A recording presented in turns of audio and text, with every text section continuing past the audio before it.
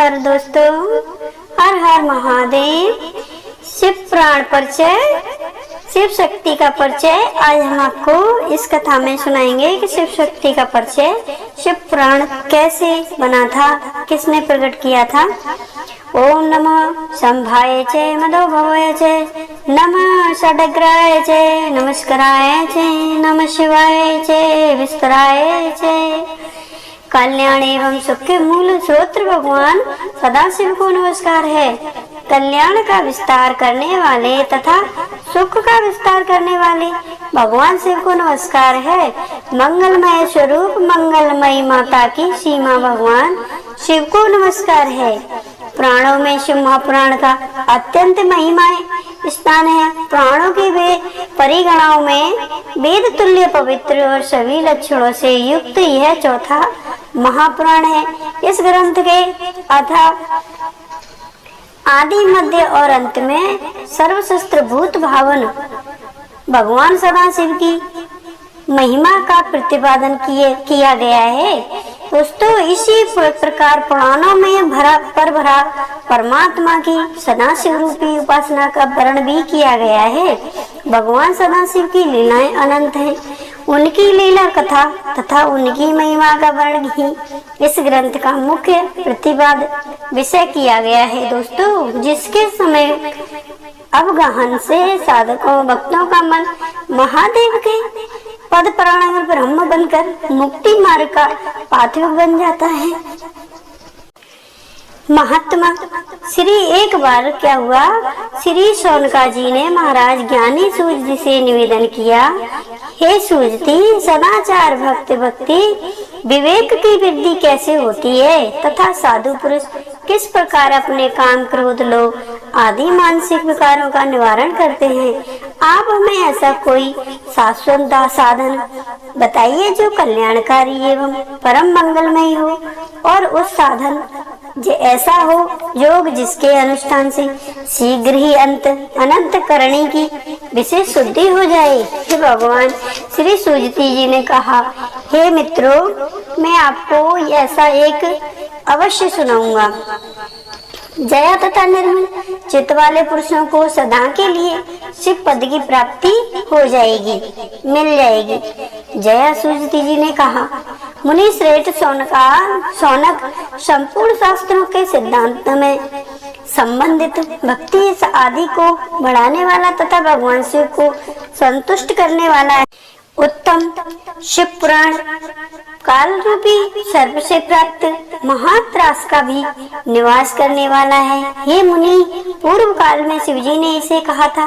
गुरुदेव व्यास जी ने सनत कुमार मुनि को उपदेश पाकर कलयुग के प्राणियों के लिए कल्याण के लिए बड़े आदर से समेक्ष में इस पुराण का प्रतिपादन किया। इससे भगवान शिव का बांडमय स्वरूप समझाया गया है। इसे समझना चाहिए तथा सब प्रकार के इसका सेवन करना चाहिए। शिवजी की पूजा का सेवन हर इंसान को करना चाहिए।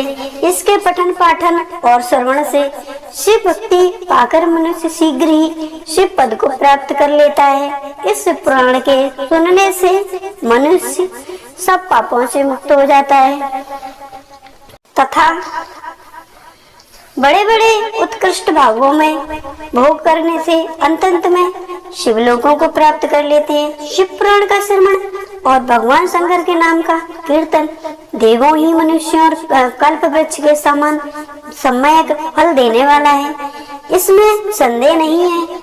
पुराण श्रवणम शंभो नरमंडयंत्रम तथा कल्लभद्रुम फलम संड्यम मनुष्याणायम नाशयम। यह शिव पुराण 24,000 श्लोकों से युक्त एक श्लोक है, जिसमें 7 सहिताएं हैं। मनुष्यों को चाहिए कि वे व्यक्ति ज्ञान और वैराग्य से भली भांति संपन्न हो, बड़े आदर से इसका श्रवण करें। जिस घर में ये इस शिव पुराण की कथा होती है वह घर तीर्थ रूपी है। उसमें निवास करने वाले लोग पाप या नष्ट कर देते हैं। सुजती शिव पुराण की महिमा का वर्णन करने लगे करते हुए कहते हैं कि पुराने इतिहास का उदाहरण प्रस्तुति करते हैं। और पहला उदाहरण देवराज नाम के एक ब्राह्मण है जो व्यवसायगामी एवं दुष्ट था, तथा दूसरा उदाहरण चंचला नाम की एक स्त्री एवं बिंदु नाम के उसके पति का है। ये दोनों ही दुरात्मा और महापापी थे, परंतु शिव पुराण की ये कथाएं श्रवण के प्रभाव से इन सब का उद्धार हो जाता है दोस्तों, और इन्हें शिव की पदी प्राप्ति होती है। शिव पुराण के श्रवण की विधि। सोनका जी के छूने पर सूझती शिव पुराण के श्रवण की विधि का वर्णन करते हुए कहते हैं, शिव पुराण और सुनने के प्राय सभी अधिकारी हैं। शिव उपासना के अतिरिक्त गणेश भक्त 7 सूर्योपासक वैष्णव और इसके साथ ही ब्रहा, क्षत्रिय, वैश्य, शूद्र, चारों वर्णों के स्त्री पुरुष एवं ब्रह्मचारी, गृहस्थ, वानप्रस्थ, सन्यासी ये सभी समाक भाव अथवा निष्काम भाव से कथा श्रवण करते हैं। किंतु जो लोग विष्णु और शिव में वेद दृष्टि रखते हैं, शिव शक्ति से रहित है, पाखंडी है, हिंसक है तथा दुष्ट है, नास्तिक है, पर स्त्री, पराया धन तथा देव संपत्ति के हरने के लिए लुप्त रहते हैं, वे कथा श्रवण के अधिकारी नहीं होते। उन्हें कथा श्रवण नहीं करनी चाहिए। श्रोत्रों का करना चाहिए कि वह ब्रह्मचर्य का पालन करें, पृथ्वी पर सोएं, सत्य बोलें, जितेंद्रिय रहे तथा कथा की समाप्ति तक पत्तल पर भोजन करें। लोभ एवं हिंसा आदि से रहित हो और काम, क्रोध, लोभ, मोह, मद, मत्स्य, ईर्ष्या, राग, द्वेष, पाखंड एवं अहंकारों को भी छोड़ दें। श्रोता के सदा विनयशील, सरल चित, पवित्र, दयालु, कम बोलने वाला तथा उदार मन वाला होना चाहिए। कथावाचक के लिए संयमी, शास्त्रज्ञ, शिव आराधनाओं में तत्पर, दयालु, निर्भोई, दक्ष, धैर्यशाली तथा भक्त तत्व शक्ति से संपन्न होना उत्तम माना गया है। व्यास जी के आसन पर बैठा हुआ कथावाचक ब्राह्मण जब तक कथा समाप्त न हो जाए तब तक किसी को प्रणाम न करें। इस तरह विधि विधान का पालन करने पर श्री संपन्न शिव पुराण संपूर्ण फल को देने वाला तथा भोग एवं मोक्ष को दाता होता है। ये मुनि, मैंने आपको शिव पुराण का यह महत्व जो संपूर्ण अभिशिष्टों को देने वाला है बता दिया है। जो सदा भगवान विश्वनाथ का ध्यान करते हैं, उनकी वाणी शिव के गुणों की स्तुति करती है और जिनके दोनों कान उनकी कथा सुनते हैं, इस जीवन जगत में उनका ही जन्म लेना फल सफल है। वे निश्चय ही संसार सागर से पार हो जाते हैं। बिंदेश्वर संहिता। व्यास जी कहते हैं कि जो धर्म महान क्षेत्र है जहाँ गंगा यमुना का संगम हुआ है, जो ब्रह्मलोक का मार्ग है, उस परम पुण्य में प्रगामय महात्मा मुनियों ने एक विशाल ज्ञान यज्ञ का आयोजन किया। उस ज्ञान यज्ञ का तथा मुनियों को दर्शन देने के लिए व्यास जी शिष्य महामुनि सूझती वहाँ पधारे। वहाँ उपस्थित महात्मा उन्हें उनकी विधिवत स्तुति की करके विनय पूर्वक उनके निवेदन किया, हे सूझती, इस समय हमें एक ही बात सुनने की इच्छा है। आपका अनुग्रह हो तो गोपनीय होने पर भी आप उस विषय का वर्णन करें। घोर कलयुग आने पर मनुष्य पुण्य कर्म से दूर रहेंगे और दुराचार में फंस जाएंगे। सब के सब सत्य वासनाएं विमुख हो जाएंगे, दूसरों की निंदा तत्पर होंगे, दूसरों की निंदा करेंगे, एक दूसरे की बेइज्जती करेंगे, पराये धन को हड़पने की इच्छा करेंगे। उनका मन पराई स्त्रियों में आसक्त होगा तथा वे दूसरे प्राणियों की हिंसा किया करेंगे। वे अपने शरीर को ही आत्मा समझेंगे। वे मूढ़, नास्तिक तथा पशु बुद्धि रखने वाले होंगे। माता पिता से विमुख होंगे तथा वे काम बस स्त्रियों की सेवा में लगे रहेंगे। वे अपने को श्रेष्ठ कुल वाला मानकर चारों वर्णों से विपरीत व्यवहार करने वाले, सभी वर्णों को भ्रष्ट करने वाले होंगे। कलयुग की स्त्रियां प्रिय सदाचार से भ्रष्ट होंगी, पति का अपमान करने वाली होंगी, सास ससुराल से द्रोह करने वाली होंगी, किसी से वह नहीं मानेंगी।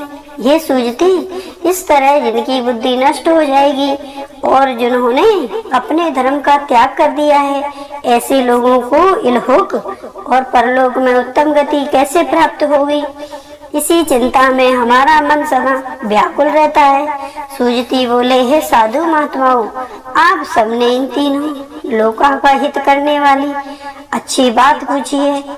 मैं इस विषय का वर्णन करता हूँ, आप लोग आदर पूर्वक सुने। कल्याण प्राप्ति का उत्तम साधन शिव पुराण। कल्याणकारी प्राप्ति उत्तम साधना का शिव पुराण का वर्णन करता हूँ। इसको सुनने से और इसका करने से आपके सारे पापों का नष्ट हो जाएगा। सबसे पहले उत्तम जो शिव पुराण है वह वेदांत का सार है। सर्वस्व तथा भक्ता और श्रेष्ठता का समस्त पापों से उद्धार करने वाला है और परलोक में परमार्थ वस्तुओं को देने वाला है। कल की कर्म परारिस का वह विनाशक है। उसमें भगवान शिव के उत्तम यश का वर्णन है। वे ब्राह्मण धर्म, अर्थ, काम और मोक्ष इन चारों पुरुषों को देने वाले उस प्राण का प्रभाव विस्तार को प्राप्त हो रहा है। हे विप्रो, उस सर्वोत्तम शिव पुराण के अध्ययन एवं श्रवण मात्र से वे कलियुग के पाप शक्ति जीवन श्रेष्ठतम गति को प्राप्त हो सकेंगे। एक बार महर्षिगण परमेश्वरवाद विवाद में फंस गए, तब वे सब के सब अपनी शंका साधना के लिए सृष्टिकर्ता ब्रह्मा जी के पास गए। तो ब्रह्मा जी के पास जाकर कहने लगे, हे ब्रह्मा जी, मुनि गणों ने कहा, हे भगवान, परम साधक क्या और उसका परम साधक क्या है तथा उसका साधक कैसा होता है। ब्रह्मा जी कहते हैं, शिव पद की प्राप्ति ही साध्य है, उन्हीं की सेवा ही साधना है तथा उनके प्रसाद से जो नित्य नैमित्तिक आदि फलों के प्रति स्पर्श होता है वही साधक है। भगवान शंकर का श्रवण, कीर्तन और मनन ये तीन महत्चरण साधन कहे गए हैं। ये तीनों ही वेद मस्तम है। सूझती कहते हैं, हे सोनका, ये शौनक, जो श्रवण, कीर्तन और मनन इन तीनों के अनुष्ठान में समर्थ न हो, वह भगवान शंकर के लिंग या मूर्ति की स्थापना कर नित्य उसकी पूजा करके संसार सागर से पार हो सकता है, हो जाएगा। ऋषिगणों ने के यह पूछने पर कि मूर्ति में ही सर्वशस्त्र देवताओं की पूजा होती है, परंतु भगवान शिव की पूजा सब जग मूर्तियों में और लिंग क्यों की जाती है। सुजति कहते हैं, एकमात्र भगवान शिव ही द्वारूपी होने के कारण निराकार कहे गए हैं। स्वरूप रूपवान होने के कारण साकार भी कहे गए हैं। निराकार होने के कारण उनकी पूजा का आधारभूत लिंग भी निराकार ही प्राप्त हुआ है, अर्थात शिवलिंग शिव के निराकार स्वरूपों की प्रतीक है। शिवलिंग की पूजा ही बेस्ट मानी जाती है।